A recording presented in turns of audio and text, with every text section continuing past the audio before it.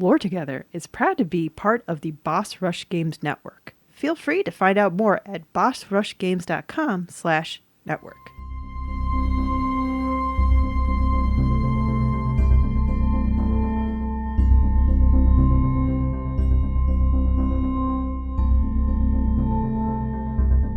Hi, I'm Safi. And I'm Mystic. And this is Lore Together. This is the podcast where a husband-wife team go over all the storytelling, world-building, and characters of video games. Because it's what we like to do together. We lore together. Yep, and this is episode 159. I like how Mystic was trying to tell me how to talk into the microphone, and he proceeded to be pleased with that when I looked at him, but I did not change the position of my mouth. In my defense, I didn't want to throw off your spiel at the beginning. I find it funny that the only thing I changed was where I was looking, and then you seem satisfied. As if our equipment could read me better because I made eye contact with you. No, but I decided it wasn't that big of a deal. Anyway, if you'd like to contact us, you can do that in many different ways. Instagram, Blue Sky, Reddit, YouTube, Steam, and Discord down in the description down below. Or you can contact us via email at loretogether@gmail.com. And if you like to support the podcast, and we hope you do, there's a couple different ways you can do that. First is 5 stars, thumbs up, whatever it is, wherever you're listening. We appreciate it. The other one is through Patreon at patreon.com/loretogether, where you can pay a per episode pledge, that's per podcast episode pledge, to get early access to those podcast episodes, exclusive access to some Let's Plays, voting rights in our public Let's Plays, which currently is, as of recording, is The Forgotten City, but will probably be Mass Effect 3 in the next couple weeks. So if you want to get those votes in and want to be part of the vote in the chat, you get double the vote if you're a Patreon member, and we have to do a chat vote. Also, you can get some books at the $2 level. You get Mother Revolution, my debut sci-fi novel about a single mother who's trying to get back home, but instead is interrupted by an ethical dilemma. And then you also have the first of my fantasy trilogy, if you're at the $3 level and above. Hidden Root, which is the first book of The Injured Tapestry. They'll fix what Destiny couldn't. And we hope that you enjoy them, and thank you for support. They are the cheapest ways you can get my books, but also, you know, any support that you give, we appreciate. Patreon, reviews, telling your friends, all of that's always fantastic. Yes. So thank you for everybody who supported us now and in the future. And with that, Mystic. So I'm not going to make you guess because you gave us a humdinger, so to speak. Yeah. So we're diving into 3 games that we can't play. I mean, we could. There's probably some obscure emulator for this platform. Yes, this feels like Primal Rage 2 speak, like where at the last minute you were like, I can get this to work. Yeah. Who knew that an arcade just 20 miles from us has a board that they were putting online? Anyway. Oh, man.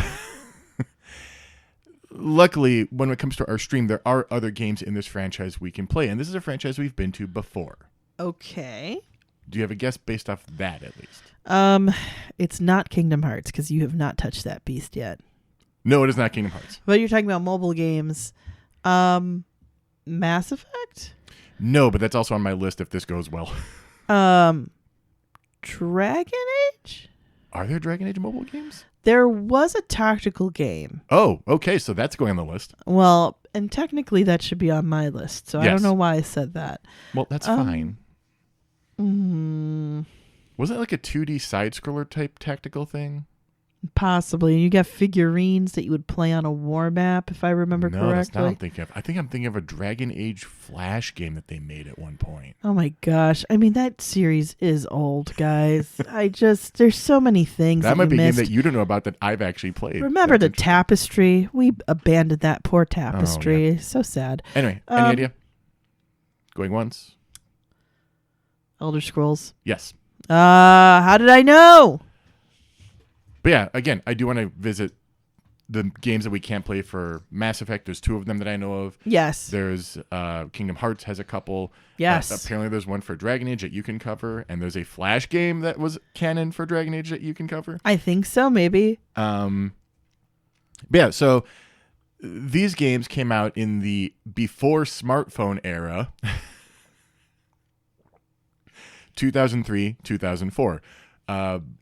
It's hard to remember that there were games on screens that tiny and Yes. pixelated.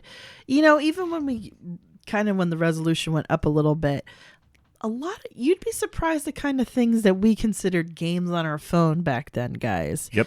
There was no Candy Crush. Nope. There was no Kitty Letter. You might get like a Bejeweled type thing. But it wasn't even Bejeweled. There was Tetris clones. There Snake. was Pop Bubble clones. Yeah. You were lucky if you got Snake, honestly. Snake was on one of my oldest phones. Well, I'm thinking about even like when touchscreen started to become a thing. Oh, this is before touchscreens even. And you had a stylus. Nope, this is before that It even. was still so bad. Like, it took a long time to finally get We're to. talking feature phones, flip phones, bar phones. Yeah, and guys, that was like at most, yeah. I mean, Snake, I didn't have any of them that had Snake as far as I'm aware, but definitely like Bubble Pop games. Yeah, I remember Bejeweled for those. Minesweeper. Yeah. That kind of So- stuff. Yeah. Anyway, we start with The Elder Scrolls Travels. These are all in the Travels. Now, you're telling me Thing. this, and I feel like it's at the same level of, and I have no idea what calculators these now, but in high school, you used to have a TI-83. And That's still the most prevalent, I believe. yeah. And for anybody who doesn't know who's listening, which I think most American students will, Mm-hmm. but when you start learning about algebra and graphing formulas, Yeah, algebra, geometry, your basics, trig, like trig, yeah. yes, those are essentially supported with a graphing calculator because you're supposed to be able to figure out your a squared equals b squared plus 3c squared situations and that Yep. kind of stuff We'll probably have to buy one for little buddy at some point. at some point. But another fun thing that happened is that people would program games and then you could download them and trade them with each other. And some of them were simple things and some of them were literally like RPGs of you're selling drugs at school, which of course was definitely was the reason people downloaded it was like, oh my gosh, look, it's such a bad game. Tee-hee, we should be playing that. And I was like, guys, this is dumb. This is so dumb. Yeah.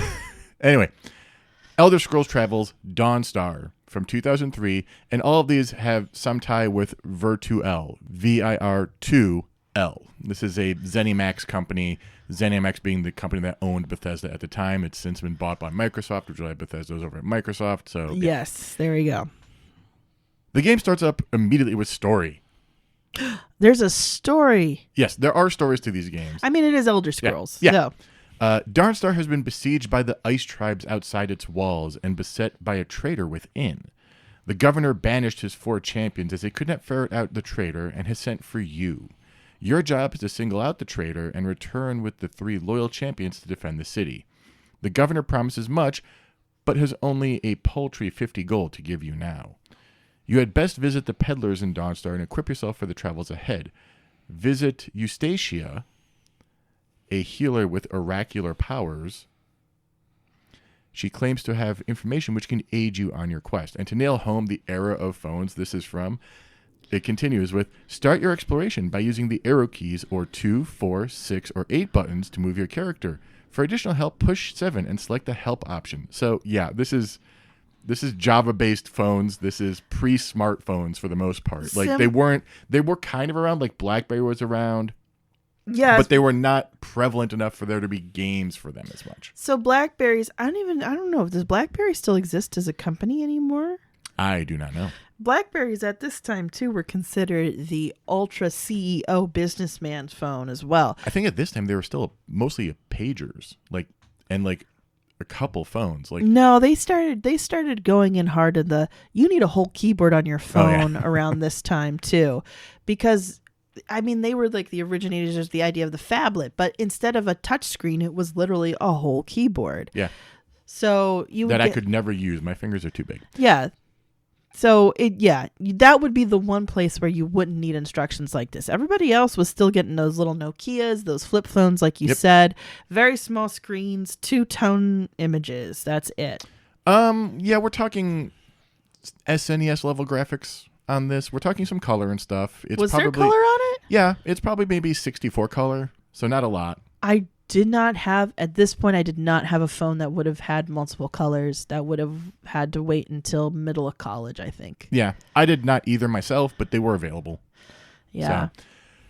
Dawnstar, of course, is one of the major towns in Skyrim. Well, major is probably not the right word, but it is one of the towns in Skyrim when we play Skyrim, Elder Scrolls 5. Yeah. But we don't know when exactly this game takes place. Best guess from what I found on the wiki, and this is a discussion on the wiki from 2014, I think. Wow. Was that it was likely during the Septim Dynasty in the later Third Era, but we have nothing more than that here. So we don't have any kind of Civil War strife invading thing happening at this moment? No. This Skyrim is 250 years after Oblivion. At best, this might be around Oblivion or a little bit earlier. Yeah, right before Oblivion. Yeah. So the entirety of this game is one quest.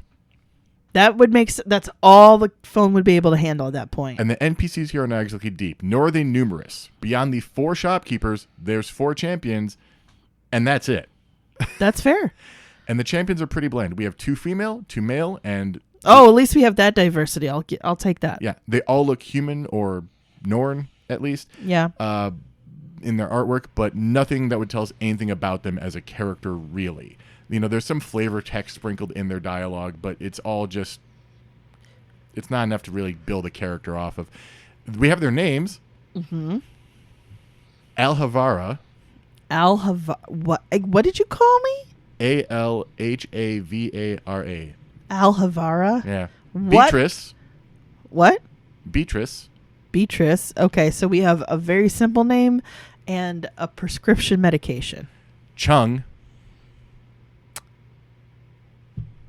I don't know what to think about that just now. And Delacroix. Oh, that's your favorite mystic, right? Low battery flavor character? Jesus. Guys, the LaCroix mocking that I get anytime I get those as a seltzer, because it's one of the most prevalent seltzer companies out there. I mean, we do live in Chicago where there are other options like Bubbly and Spindrift. Spindrift is the best. And a bunch of others. Waterloo. Spindrift is the best. But I actually don't agree, but that's okay. What? No, I don't. I actually really like Waterloo. The raspberry nectarine is fantastic. Anyway. So, Mystic cannot, anytime I happen to come by and have a LaCroix at some point, Mrs. like, how's your low battery strawberry? Yeah, I've heard it 50 million times. I'm married to you for over 10 years now. Yes, I've heard this. Oh, I know. And I think you can running stop jokes any into the day ground now. is a dad thing. So No, well, you were doing this well before you were a dad, so you have no excuse there. practice. You have no excuse there. Even making a character in this game, and also in the next one we'll cover, is a bit strange. We don't really get to make a character. There is a modicum of choice. Ooh. We have 7 classes. Okay. And those 7 classes are hard-coded to use one of 5 different races. So if you're a barbarian, you're always this race. I don't remember which one is which. Okay. It's 5 different races. There's no Imperials, no Dark Elves, no Argonians, no Khajiit, no Orcs. Makes Probably that because easy. 4 of those would take So much time to more make pictures artwork. of, yeah. And one of those kind of wasn't around yet. Like, Imperials weren't as much of a thing. We find ourselves in the last area not besieged by the Ice Tribes, the outpost of Dawnstar. And the outpost is in the center of 36 dungeons that have vanished by the time of Skyrim. And we can freely choose between the 4 cardinal directions, so north, south, east, or west, out of the town, out of the outpost. Each direction contains 3 dungeons, each with 3 zones. So, like, in Skyrim, you go to Bleak Falls Barrow, there's the beginning part, then you transition to a second part, then you transition to a third part. It's kind of like that. Okay. We're counting each one as its own dungeon, so we get to 36 dungeons this way. Mm-hmm. There's no friendly NPCs in any of those dungeons except for the one champion who is in one of those 9 dungeons in each direction. Oh, wow. So, Okay. yeah. After we meet up with Eustacia, we start getting rumors from her. These rumors are always preceded by some flavor text like, Eustacia's eyes go milky white as she says, rumor. Ew. Okay. Hair bristles on the back of your neck as Eustacia says, rumor.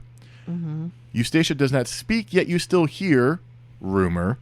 And my favorite, rats scurry away. There's more than these, and my favorite is, rats scurry away and you feel sharp pains as Eustacia says, rumor. The look on Seffi's face is just like a general WTF. This sounds like Plague Innocence. Sorry, we got to be a tornado somewhere else. Bye. A Plague's Tale Innocence made a cameo years before it was even ever made. But yeah, I don't like it. I don't like it. No. Needless to say, flavor text is there because there's honestly not a lot There's else not in this much game. else you can do. And it feels like they leaned way too heavy on that. Yeah. And it could have just been like she raises an eyebrow, she looks to the side, she, We have limited text. Your game has to be probably less than a couple megs at this point. Yeah, but the things that you're reading are just as long as saying as like, I know. She takes a long blink, she closes her eyes and says, she looks to the side. I know. I get it. She sneers. They're trying to really nail home the mystic aspect of her, the oracle aspect where it's otherworldly and weird. This whole rumor thing that we get from her is kind of the crux of the game, though. One of the champions is a traitor. We know that. Yeah. But it's up to us to find out by getting rumors from Eustacia and then using gifts and such to get clues from the champions. Okay. And those gifts require going into the dungeons to get specific items to gift to them, and the traitor changes each game. So you have to kind of match up what Eustacia is telling you versus what everyone's telling you. Their clues and rumors all relate to her previous attack on the outpost, so we have to pay attention to what Eustacia tells us and then what each champion tells us. It's worth noting that Eustacia will never name the traitor. Right. They are always just the traitor. Okay. And the champions will only talk about the 3 other champions, not themselves. Interesting. So it's a mobile game that almost requires you to have a notebook. Which is insane to think about right now. Right? I don't want to be playing blueprints on the train. I just don't. Even reading the solution in the wiki was kind of mind-numbing. Wow. So I feel like they did too much. I feel like they could have gotten away with a lot less. It feels like this was very much their first foray into it, and since nobody was telling them what to do, they didn't think to just go the simplicity route and have like maybe a more linear story with a little less options but a little more depth of the space that they're in. If we figure out the traitor, then the city will be besieged by them and their army. Oh. And we get flavor text again. Warning horn sound as the ice tribes and their monstrous allies appear at the walls of Dawnstar. Sheer numbers allow some to slip through the defenses. You must track down and destroy the interlopers before they become too numerous and overwhelm Dawnstar. I would have gone with overwhelm the outpost, but Okay. it seems a little repetitive. But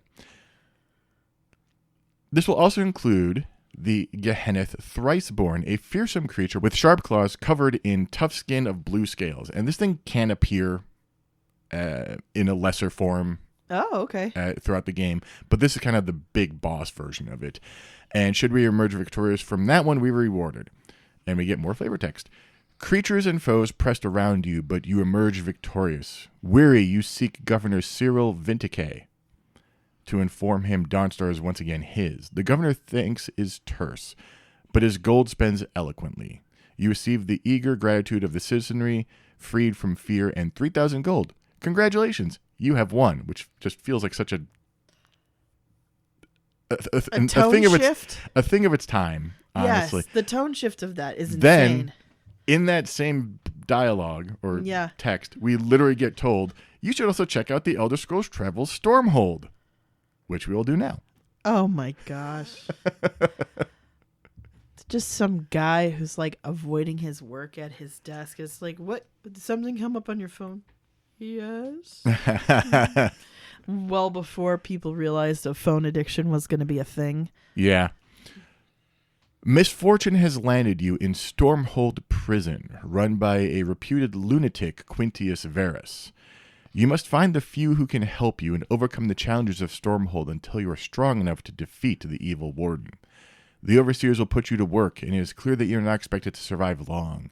Prisoners whisper of overseers and other prisoners gone mad who now try to kill workers clearing the Stormhold ruins. You now have a weapon smuggled to you by friends, and ruins to clear. So Stormhold is in northern Blackmarsh. This is where the Argonians are from. Okay. Near the borders of Morrowind and Cyrodiil. Okay. And once again, we have this central point that is kind of a safe area, the Stormhold camp.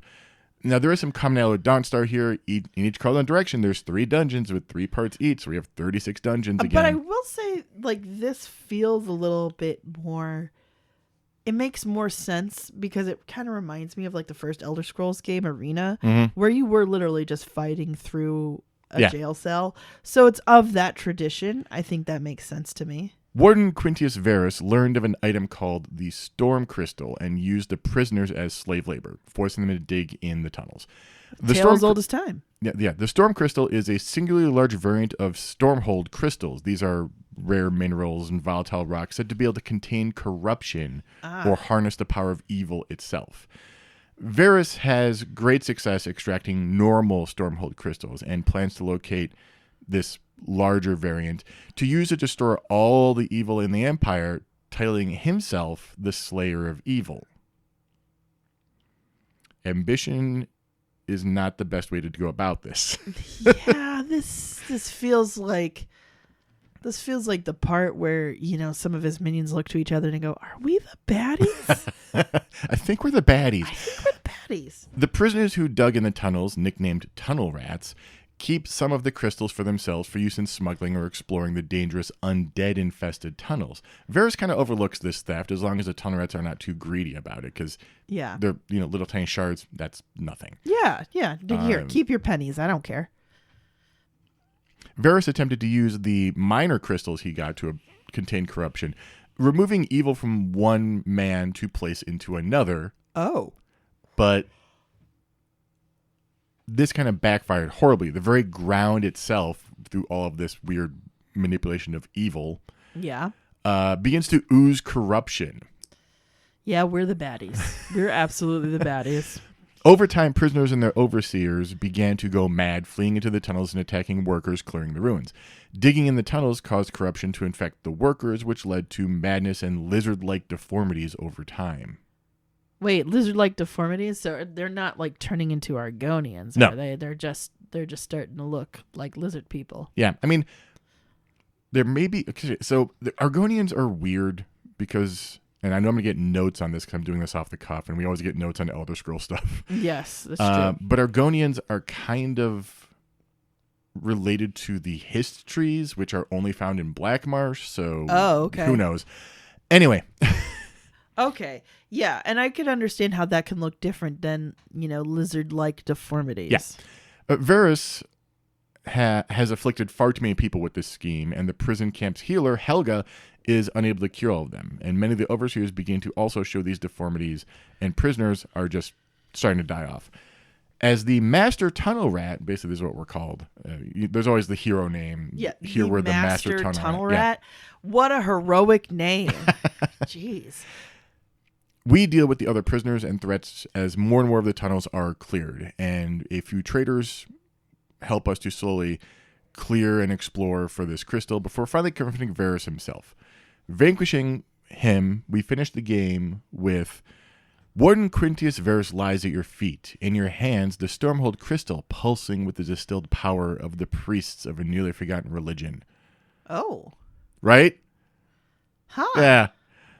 That got interesting real quick. Right? The crystal cannot hold the evil of the world, but it might just hold enough to undo the corruption of this camp. Corruption cleared, Verus and his overseers defeated. The innocents in the camp may now go free. Warily you head to the surface. You set foot in Stormhold as a prisoner, but you shall emerge as a hero. Again, these games are very bare bones.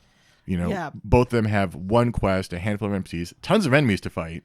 Yeah, tons of enemies to fight. I think I like the second premise more than the first. Right. Because the first one feels like if we're in the middle of an outpost around Stormhold, 4 cardinal directions, why are there dungeons? You know, and then like the whole negotiating with these people. Oh, who the spread outpost out. of Dawnstar. Yes. Yeah. It just feels very.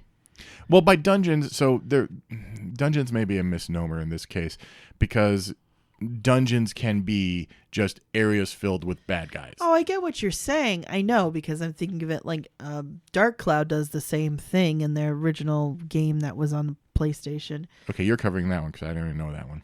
Dark Cloud. Oh my gosh, Dark Cloud. That JRPG, I almost finished it. It's very fun. Okay, you're definitely covering because I've never even heard of it. So Yeah. Was it PlayStation? Anyway, somebody will correct me on that if I'm wrong. But it was a similar idea, is that like it's less about, after the first couple of levels, it's less about you're in a cave and more about the region you're in. But still, it feels weird for that to be all around Dawnstar. It feels like an unnecessary presumption, and I feel like there would have been better, more interesting ways, even within the limitations of the hardware that they were utilizing, to say that. This, makes more sense in the terms of dungeon, not just because you're going underground, but also because it makes sense that there are regional areas that will have different kinds of hazards that you will have to overcome before you get the MacGuffin that makes you the hero. And for something that has to be simple and on a low asset, low resource, low Yes. power phone. Yeah, it makes sense that that would work for this storyline. The other one just feels like, well, how do we use this premise that we already have for this master tunnel rat and then make it about something that's not tunnel related? Yeah. That's how it feels like. Who knows which idea actually was first, but the way you're describing it. I mean, I could probably tell you. So the games are almost carbon copies. Yeah, it sounds like Yeah. it. To the point that the Gehennoth Yeah. is actually called Warden in some game files, even though it came out, I think, a little bit first, like a little earlier. Oh, so they made them around the same time. Yeah. Okay. But now we move on to the last game, and this is the one that we have the most for because it is by far the largest of these. This is Elder Scrolls Travels Shadowkey. And is this released in the same era as the last two? It's 2004. Okay. But you're going to know this phone. Oh? This was only available for the 2 phones that carried the Nokia N-Gage label. Okay. I think I remember this phone to a certain extent. Much more powerful. Yes. Designed for gaming to Exactly. a degree, except for the first one you had to take the battery out to change games, which was why. But So, and this was something that they were hoping to do, is like a phone for gamers, because they wanted, before smartphones. Yeah. Yeah. Because so for those of you who don't know, because I have to remind myself there are people younger than me who just don't know about this. Before smartphones were your game source, if you wanted to be on the train and play a game, you needed something like a Game Boy. And at this point, Nintendo kind of had a stronghold on the mobile game market, so to speak, because they had perfected design of the Game Boy. They've made slim ones, they've made the advanced ones, and they were all really relatively easy to like put in your oversized Janko Jing pocket or something and have something to play on the go, on a trip, or something like that. I want to say this was the first years of the Game Boy Advance, maybe the SP, so we're not even to the DS yet at this point. No, so. we are nowhere near the DS yet, because yes, we would probably be at the Game Boy Advance at this point, which was even sleeker, smaller cartridges, easier to carry. Yeah. So, and most people still weren't playing stuff on their phone, on these things on the train, because they were still very expensive and you didn't want to lose them. Yeah. So you saved them for things like airplane trips with your headphones on and stuff like that. Yeah. Or like Thanksgiving with your family that you didn't want to talk to. Yeah. So Nokia, which was one of the bigger cell phone companies at the time, decided they were going to make a gaming centered. Yes, and I phone. do want to say that they were trying to make it a bit more adult as well, because Nintendo has always had this family friendly feel. And so Nokia was like, we're for men who are very cool, who are like super important, and also want to play super cool games. You did not look cool talking in this thing, though. I remember Nobody the memes did. of that. That was early meme culture, side talking, because you had to hold it up to your face. It was kind of like, we don't need a Game Boy. We have Game Boy at home kind Yeah. of vibe. But more powerful than a Game Boy in some ways. Could do Much actual more- 3D. Yeah, much more powerful in that regard. Yeah. So yeah, Nokia N-Gage. I actually played one of these way back at the Electronic Entertainment Expos. Yes, you were Really- there around that really time. weird thing. Anyway, so this is only 1 year later, but we have this huge update here. Over 70 NPCs, Oh my god. which is good. No, I do mean that because Yeah. at that point, that would have been a huge deal that they even had that many characters Yeah. to put in. And the graphics are low end 3D, Okay, not 2D. so like Doom. level? Doom is more like Quake.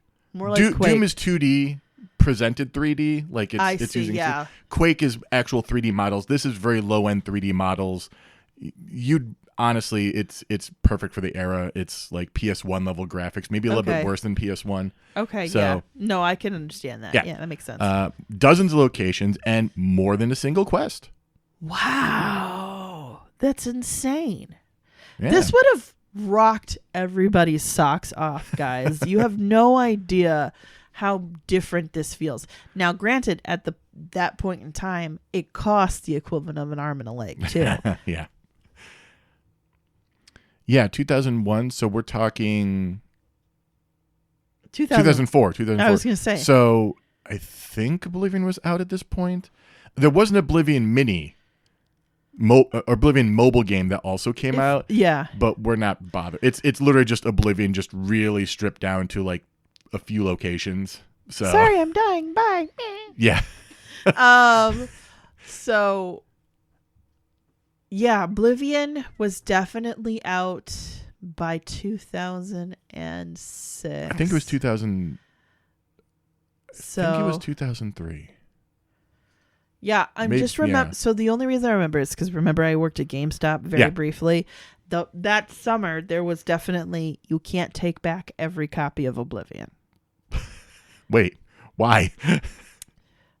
Because PC mods confused the parents. Oh Jesus. Okay. So yeah, that was a whole again another I'm sorry, I feel like there's all this historical context I want to tell the children because you have to know how it was back then so you do not repeat the Yes. mistakes of the The past. fact that there was a PC mod that allowed you to do had not family friendly artwork and stuff. People did not understand that you couldn't do that on an Xbox. Right. So they proceeded to say, okay, GameStop, you cannot resell or rebuy old copies of Oblivion because the PC version allows mods. And it's not even allows mods. People were still figuring out what modding actually looked like then. We did not have like Nexus mod as this central hub quite as sophisticated just yet. Yeah. But yeah, this is also the time of the hot coffee Right. hack as Yeah, well. we're not going to get into that. Yeah. Yeah, look that up on your own. But it's so essentially there was a hyper vigilism for parents because they felt like video games were this wild, wild west of media. And it wasn't even just, remember Mass Effect, which came out in 2006, I think, Yeah, had a huge backlash because Oh, of no. the more adult scenes we in it. saw the side of an alien that's a woman. No, and it was naked. Yeah. And it insinuated fornication. Oh my gosh, I cannot believe it. My baby can't play this. Honey Your child, baby shouldn't be playing it. It's a honey child, your mature-rated baby game. shouldn't be that. How did your baby get this? Did you buy this for your baby? This was the era where we were starting to understand that video games are not just for kids, and it was a really hard transition for a lot of people. I may have mentioned this story before. Remember, the ESRB has an M rating Yes. for mature, means Yes. 17 and above. Yes. And I worked at a store that was selling a couple games, Mm-hmm. and I heard somebody say to their mom, "Oh, the M means it's mild content." Oh, And I was yeah. like, "That's crafty," but I had to step in. Like, Yeah, you can't do that. You can't do that. yeah, There was, And then there were still people like grandparents. I had a GameStop where it'd be like, I don't care. He likes Grand Theft Auto. I was like, you sure you want your 7-year-old playing Grand Theft Auto? No. But they were like, no, it's okay. He plays with his brother, And I was like, okay. Anyway, so let's get back to Shadowkey. So even the wiki says that the story of Shadowkey can be tricky to follow. And that may be just because of the time. Yeah. That a lot of these walkthroughs are probably written back in the day, because honestly it's partially there is an intended path through the game, but the player can go almost anywhere after a certain point, and then it all kind of reconverges. But that's not that hard. Like, so many games do that now, but maybe when these were written, I don't know. The hero or heroine, which we didn't even get that before, so we have that. we have the ability to craft a character, and we have, I think, all the races except for Imperial available to us. Oh, as well okay. as a smattering of classes. Nice. So we can actually create a character. Our player character lives in Azra's Crossing in Hammerfell. They are woken up one night by the screams of other villagers. Bandits have raided the village, and our player character goes out to meet them, specifically going to secure and free the temple. Okay. After killing the bandits and their tamed rats, because there's always got to be rats in an Elder Scrolls game. Always rats. We are told by the people hiding in the temple that the other villagers were taken to Delfran's hideout. Basically, the leader of the bandit. Okay. So in the hideout, we deal with more bandits and more rats, and eventually manage to rescue the other residents of Azra's Crossing and kill the Layer's leader, Delfran, obtaining a strange artifact called a Shadowkey. Okay. Additionally, a wood elf prisoner called Skelos Undriel hints that more might be at stake and requests an audience back at the village. Okay. As an aside, shadow keys are used to open shadow gates. I couldn't find much about them other than the fact that they seem to block off areas of corruption within this game. They don't really exist in other areas. Interesting. Shadow key, I think, is also a Daedric artifact in one game. But yeah, there's a weirdness with researching all of these 3 games, actually, because little bits and pieces are found elsewhere in the franchise. Like they do refer back to it. But yeah, especially Elder Scrolls Online seems to love to dig deep into the lore of locations. This feels like the Lower Decks way of fandom. We're going to get the most obscure thing and make it amazing. There's so many Mugatos in Lower Decks. Anyway. Back in Azra's Crossing, Undriel tells us that he is being hunted by Jagar Tharn and needs a safe place in which he can hide. Now, Jagar Tharn, it should be noted, is a major player in one of the Elder Scrolls, like the big Elder Scrolls games. Jagar Tharn sounds like somebody wanted to name their character Jaguar Thorn, and the DM said, now look here. There's only so many things I can allow. Yeah, Jagar Tharn is specifically the antagonist in Arena. Oh, okay. He was the Imperial battle mage who secretly imprisoned Emperor Uriel Septim VII and used illusion magic to masquerade as the Emperor for a decade. Wow. Yeah. So during that time, Uriel VII was held captive in a realm of oblivion while Jagar Tharn reigned over the war-torn empire. Mm-hmm. We've never covered Arena. We should at some point. We should. Anyway, Undriel asks us to clear out the Earth tier caverns of creatures so that he can use it as a hideout. Okay. Fair enough. When we say creatures, we mostly mean spiders, so I automatically hate this place. Once this is achieved, we are told that somebody is using the ongoing war to create a shadow of conflict, or Umberketh, which is this weird creature. It's like this tall, bipedal, gray-skinned, tentacled creature with a trunk like a mammoth and orange-webbed feet. Umberketh sounds like a fashion statement. Doesn't it? Yeah. Where, it's kind of like, our line theme is Umberketh. I always also Slink misread in it. The darkness. For some with reason, the sharp, shiny edges. Yeah. For some reason, I always misread it when I was just glancing as just the last name, first name for Keith Urban. So, Urban Keith. yeah. The Urban Keith. That actually kind of works. Yeah. But it's the Umberketh. The Umberketh. Yeah. UMBRA''KETH. The Umberketh. The Urban Keith. Sorry. Stop that. The orange webbed feet is what throws me. So The orange webbed feet. stop. If you use the right tone, anything can work. No. The annoying thing is this whole skit we have going. No, the annoying thing. The annoying thing is I have no idea why this creature has to be a thing. We're given a description and what it does. Basically, it's a summoned creature from best I can tell. But there's no rationale behind why someone would want this thing to be around. There's no way to rationalize the Urban Keith. Now I'm literally just trying to goad Mystic. That's literally what I'm doing here. I'm getting the glare of death across the microphones. I don't care. The rule of jokes is like 3 times and you're done. You're on like the 5th. But it's because you're annoyed. That's why. Which is also why I do the LaCroix joke. So it's funny how that tied back. It is funny how that tied back. I did not plan that at all. That was not. We're Chicagoans. Our improv game is on point. Anyway, so Undriel insists that this Umberkeith must not be allowed to fall into the hands of Tharn or other like-minded mages. Luckily, Undriel does know of a solution. Okay. He asks that we find the 5 star teeth. Now, these are magical crystals whose power can be used to not only against this thing, but against shadow. Like it can. We'll get into this in a minute here, but this is where the game kind of fractures into different threads, and then we can recombine them. Oh, okay. Undriel suggests we start looking to the north with the witch tree in the Ghast's Pass of the northern mountains, or even beyond it in the Twilight Temple. Now, the witch tree is weird. Witch tree? Witch tree. The witch tree. Boo.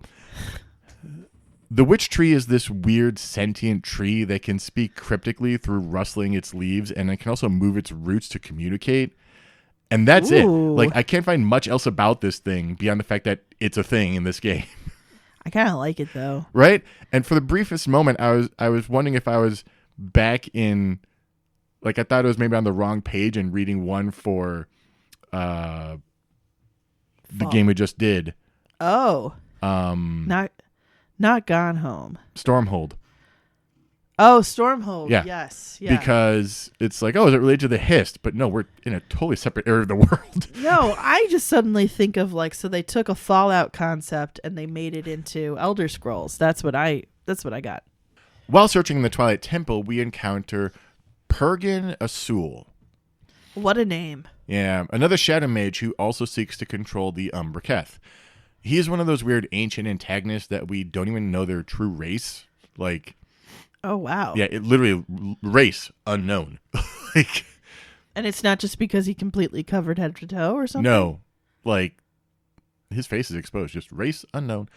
Okay. We fight. In the moment of his death, he speaks of a prophecy that states the two of us will fight 3 times. So you know what that means. We're not going to cover each fight. Okay. But it happens. This is just a phone game, guys. We can only be so invested. Yeah. Honestly, this is taking longer than I thought to go through these 3 games. So, which is interesting because there's a 4th game we'll touch on later. Uh-oh. The search for teeth. That sounds really horrible, actually. Wait, what kind of tooth fairy nonsense did you drag me into just now? The search for teeth will eventually take us to the Fearfrost Caverns, heavily infested with goblins, and we get some hints here out of nowhere that goblins apparently are more advanced artisans than we thought, because or at least used to be, because there's these weird obelisks that they created. We see goblins, I think, in Oblivion. We don't see them in Skyrim at all. No. They're not even alluded to in Skyrim at all. No. So yeah. we have no idea. I think I remember seeing... In Oblivion we did. Yes. Yeah. In Oblivion you run across them during the tutorial. But Right. apparently they are better craftsmen earlier, or before that time. Who knows? Okay. Uh, All right. Okay. I guess I believe you now. Deep into the caverns, we find a large crystal. The thing's probably bigger than a person. It reacts to the closest of our gathered shadow keys, splitting apart to reveal a mysterious mage. He has forgotten his name, but eventually turns out to be Azra Nightwielder, which sounds like a character right out of a D&D. Wait a minute. Is this like the secondary character from like Jaguar Thorn, aka? No. No. Okay, DM. I think this one only has one special thing from this book that you haven't read yet, but I promise you it's going to be so cool. Really, you just need to change the name. Please. Just stop using homebrew classes and just use something from the book. But he's a from a first-time book. DM. You can't do this to him. But it's from a book, I promise you. I mean, it was a PDF at least. Oh, God. Ezra Nightwielder's race is listed as man, which is not exactly helpful, as man can mean a variety of races that we know of. Ezra Nightwielder. Ezra. Okay, excuse me. What? Ezra Nightwielder Yeah. is not a vampire. Might be, because vampire's not a race. So, Fair, but also lost opportunity there. but yeah, man can mean Breton, Imperial, Nord, Redguard, Reachman, Giant. Like, there's so many different things that can just be man. Right. So, he asks to meet us again by the crater in Azra's Crossing. I wonder if it's named for him. There, Azra tells us that in his day, there were 7 star teeth, not 5. He knows where one can be found in the Citadel of Broken Wing and another in the icy passages of Glacial Crawl. We just got out of icy tunnels. We're supposed to go back into icy tunnels. I'm already cold. So Azra is a bit of an OP character. Well, with a name like that, Azra Nightwind, you said? Nightwielder. Nightwielder? He wields the night like a freaking weapon? Yes, he is the original Shadow Mage. He is OP. Why are we even talking to this guy? DM, you need to tell him he needs to stop taking that many feats. That's not allowed. It's so funny because I had a friend back in the day who always wanted to create characters with shadow magic, and I just cracked up when I first read this one. Jeez. It's giving Drizzt fan. Yes. It really Yeah. is. But Azra is the originator of shadow magic. So long story made short, Shadow. He's the originator. Yeah. Who self-inserted they're like, this is some Gary Stewing to the umpteenth degree. Originated shadow magic? Yeah. Wasn't a god. No. It wasn't a priest or a priestess. No. It wasn't some really bad deal with some crazy artifact.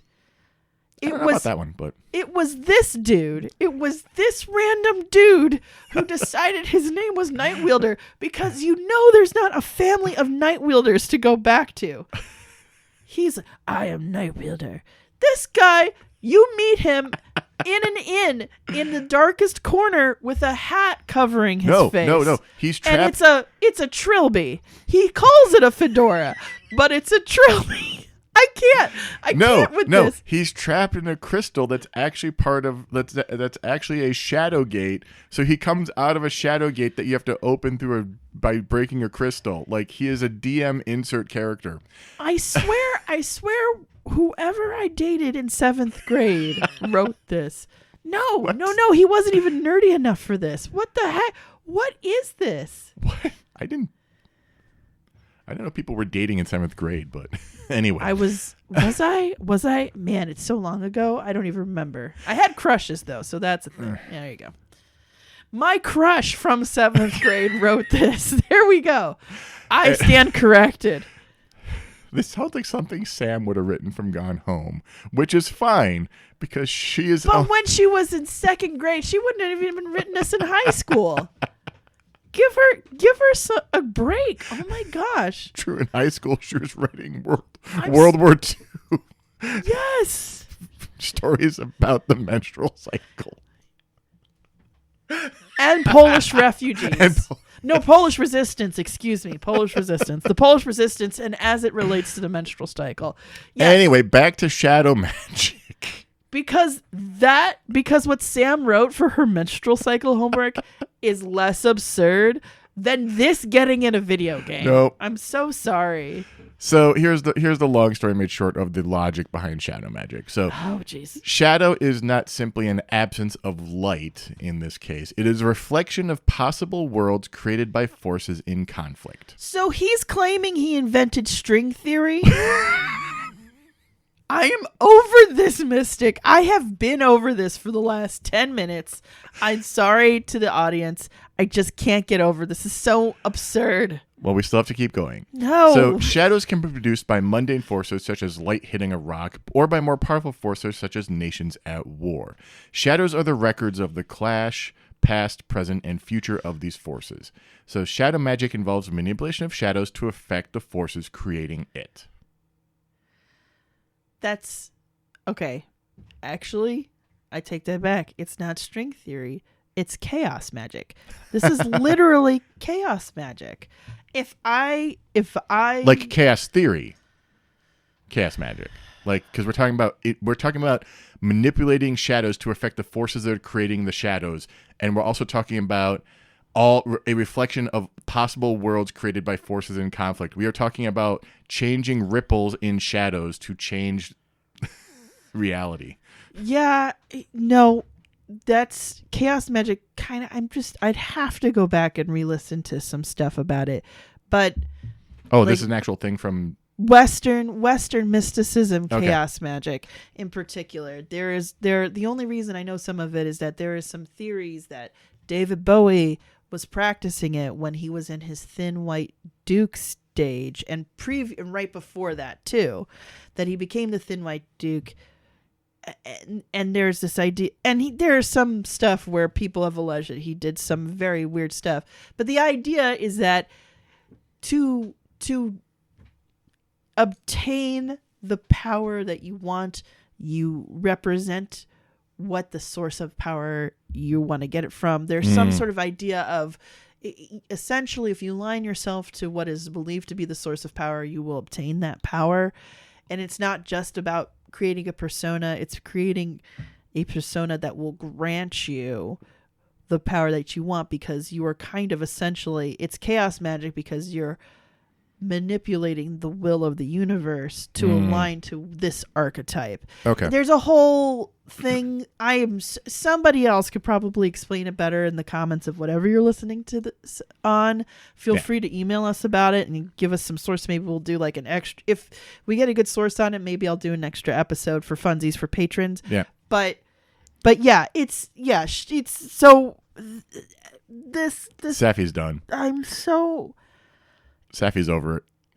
okay. Let's move on. The writing for the Master Tunnel Rat was better than this specific piece. I'll say it. This specific piece of this one. Yeah. The star teeth can be obtained in any order, but the intended order is one in which the glacial crawl is the last, the one there. Because it's cold, man. You got to get a coat and everything. Within Glacial Crawl is a ship frozen into the ice. Inside is the ghost of its former captain, Nym, N-Y-M. And he is keen to see the shadow forces destroyed. When we have all 7 stars, he'll reward us with the star Coif. Coif? Like a hair coif? C-O-I-F. That's what it's Coif. Yeah, like he coiffed his hair. It's a piece of head armor. Oh, okay, yeah, okay. I was suddenly imagining like a pompadour or something like that. Here is the pomade. I mean, honestly, I would accept that. The star pomade. Use it. Don't make me write that one shot. No. The With star all pomade. with all 7 teeth collected, the Umberketh can at last be faced. It resides in the deepest dungeon in the Crypt of Hearts, but cannot be killed there. The shadow must be lured to the Vault of Heavens on the middle level. With the teeth placed on pedestals in the vault, the Umberketh is vulnerable and it dies, blah, blah, blah. Threat of the world is Sounds ended. like some ley line weirdness, too. A little bit, yeah. Honestly, common. We saw this in Mortal Kombat Deception, too, where it's like you must place these things on the pedestals. And That's fair, yeah. Now, of course, there is that little tiny bit that we kind of glossed over about the war. Yeah, what war? What are we talking about? So again? this is the war between Hammerfell, Skyrim. It's called the... I forgot that those two went to war. I don't even think I think of them as... They're not... Wait. Just thinking of the world. Mm-hmm. Are those two... How are they next to each other? So you have Skyrim up to the north of Cyrodiil. Yes. And then Hammerfell is off to its west. To the west is Skyrim. Yes. Okay. That I'm just missing that part. I forget what this war is called. It has like a ridiculous name that has an apostrophe in it, but essentially they go to war. we can help or hinder Hammerfell and Skyrim in this war effort. Okay. And we work with the agents of each province. Oh, wow. Okay. And each agent also holds a shadow key and one of the star teeth. So we have to kind of work with them at least a little bit to get these from them. Oh, wow. Now, interestingly, the Hammerfell agent is an Argonian named Porlis Caith. Porlis Caith. And the Skyrim agent is a Redguard named Tanyan Aldweir. Interesting that the agents are non-native to their provinces. Yeah. But I guess it also makes a little bit of sense if you think about it. Like, you'd want your agent to be someone you could disavow. Yes. Yeah. So, That's very true. yeah. And so, also, are they going to be doing a lot of activity within the country that's hiring them or outside of it? If it's outside of it, then they're less likely to be seen as... that's true. Yeah. Yeah. Anyway, we're going to kind of drop it here, though there was one more game in the Elder Scrolls franchise in this delisted and not available anymore list. Again, outside of Oblivion Portable, which we're not going to cover because it's just Oblivion with 10 locations instead of 100-something. But the one that we're not talking about is comparatively complex. Oh. And we'll cover at another time, as it was only delisted relatively recently. I think it was only like 3 years ago. Oh, wow. Which wouldn't be so bad if it didn't require online DRM to play. Online DRM ruins the party again. Yeah. Stop Killing Games is definitely an initiative that I support. There are people trying to get this one working. Yeah, good to luck, some though. degree. Yeah. So I'm going to wait and see how that goes. Maybe we could actually play that one because we definitely can't play these. No. So I think there is somebody who's trying to get Shadow Key redone in Okay. there's some indie engine that they're trying to make it in. But yeah, so who knows? But That's insane. yeah. I can't wait to find out about the player whose next name is Batwing Blaze. Blaze Batwing. Blaze Batwing. You know. And I mean, and it hear sounds about like, how so Azra Nightwielder sounds like a character from Mortal Kombat. Azra Nightwielder sounds like the main character of the story that my crush wrote in 7th grade. Oh my god! All right, we're still That's doing this. what it's. No, but to specifically, it sounds like an immaturely used concept. It needs refinement, and it's lacking refinement. It's so on the nose. Yeah, that's fair. Yeah. Anyway, that's where we're gonna leave it. All right. 3 games in 1 episode. Wow. Super quick, super fast. I mean, 2 of them were very quick. 1 took a bit more. One took a bit more. One, yes, took a bit more out of me in particular. Jeez. You know how I am about names, though. I don't know how you didn't clock that was going to happen before. Oh no, I thought you were gonna have problems with Avelaha and Beatrice and Chung and Delacroix. I did. I did voice them. Chung, I didn't. I was like, I'm going to let that slide for now because I don't know what to say about it. I can't even think of what race in Elder Scrolls Chung would be part of. Yeah, that's the crazy part. There's not really a... Or Delacroix. Beatrice at least sounds like it could be Nord. Or Imperial, like kind of Imperial. Yeah. But I would take any of Chung? those. Like- Chung, there's no... So for fans of the series, there's not really any Eastern... There's I should say East Asian influence. I that mean, would you make do if you were think about if you were dealing with the Akaviri. Akaviri? The Akaviri, yeah, because they're the ones who have like the katana like swords, and it's more like a samurai look to them. I didn't know anything about the Akaviri. We've talked about them, but it was 100-something episodes ago. Okay, I totally forgot about the Akaviri. My apologies. I could have. Maybe that was the point. The blades are based off of the Akavir. Okay. But outside of them, like I can't think of any. I could be wrong. We have fans who will tell us. So, oh yeah, please feel free to tell us. Either way, I did have problems with some of those names. Yeah, but none of those names were failed D&D character names. Well, what you gonna do? Well, thank you guys for listening.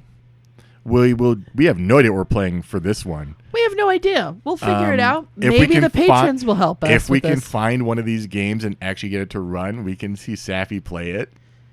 Man, how would I even play that on a computer? I just You would just have to. boggles the mind. Yeah. You could do it. I'm sure there's ways to do it. I know, but it would have to have like a guide right next to it outside the window so I know what buttons to press, because it's not easy the keyboard to Right. I getcha. to flip phone button. I getcha. But yeah, so we'll be playing that the Thursday. We'll be playing something. It'll be the something Thursday Elder after this Scrolls. airs, so Yeah. yes, it'll definitely be Elder Scrolls related, whatever we play. And remember, alternate Thursdays are going to be the Forgotten City until that's complete, and then it will be Mass Effect 3. Yeah. By the time some of you hear this, it may already be done. So. Maybe Yeah. Maybe. we have no idea. So the whole point is the Forgotten City. We're on the last couple of days. Yeah. When you're doing the playthrough right now, and we already kind of delayed the playthrough by stumbling through, thinking we remembered what we were supposed to do and forgetting. So, but either way, Mass Effect 3 is coming up soon. Yes. Join us on Patreon. Help us get new mic stands. We do need new mic Yeah. stands. And however you support us, we're just thankful that you listen. So thanks so much for listening, guys. Thank you. Catch you next time. Bye. Bye.